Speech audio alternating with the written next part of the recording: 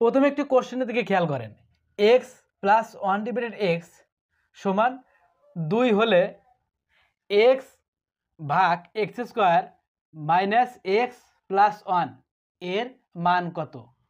এই কোশ্চেনটি নিবন্ধন ষষ্ঠ কলেজ পর্যায়ে এসেছিল। তো চলুন আমরা অঙ্কটার সমাধান করি। প্রথমেই আমরা যে কাজটি করব, প্রথমেই এক্স প্লাস 1 ডিভাইডেড এক্স সমান সমান 2, এখান থেকে আমরা এক্স এর মানটা বের করে নিব। এক্স প্লাস 1 ডিভাইডেড এক্স সমান 2, তাহলে এক্স আমরা এখানে লসাগু নিতে পারি। এক্স এক্স এবং এক্স গুণন করলে হবে হচ্ছে এক্স স্কোয়ার প্লাস 1 ইকুয়াল 2। এবার আমরা যে কাজটা করব, এক্স স্কোয়ার প্লাস 1, বাম সাইডে এক্স আছে, ভাগাকারে আমরা ডান সাইডে এক্সকে পার করে দিব, তাহলে হবে হচ্ছে 2x। এক্স ডান সাইডে গেলে গুণন হবে এক্স স্কোয়ার। এবার আমরা যে কাজটা করব, 2x ডান সাইডে আছে যোগ আকার, আমরা বাম পাশে নিয়ে আসবো, তাহলে মাইনাস 2x প্লাস 1 ইকুয়াল 0।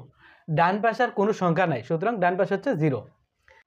এবার একটু খেয়াল করেন, x square minus 2x plus হচ্ছে 1, 1-এর উপর যদি আমরা স্কোয়ার দিই তাহলে 1-এর কোনো পরিবর্তন হয় না। কথা হচ্ছে কেন আমরা এখানে স্কোয়ার দেবো? স্কোয়ার দেবো একটাই কারণে, কারণ এখানে আমরা একটা সূত্র প্রয়োগ করব। কি সূত্র? a মাইনাস বি হোল স্কোয়ারের সূত্র। তাহলে আমরা এখান থেকে পাই হচ্ছে x minus 1 whole square equal কত? 0।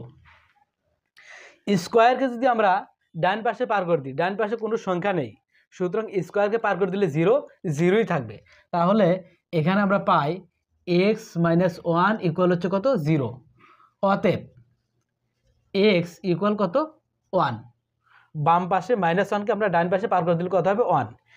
এক্সের মান হচ্ছে 1, এই মানটি আমরা এখানে বসানোর পরে আমরা এটার মান পাবো।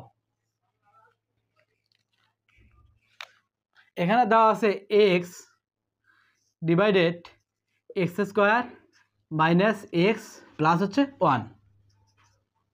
এক্সের পরিবর্তে আমরা কত বসাতে পারি? 1 বসাতে পারি। 1-এর উপর স্কোয়ার মাইনাস 1 প্লাস 1।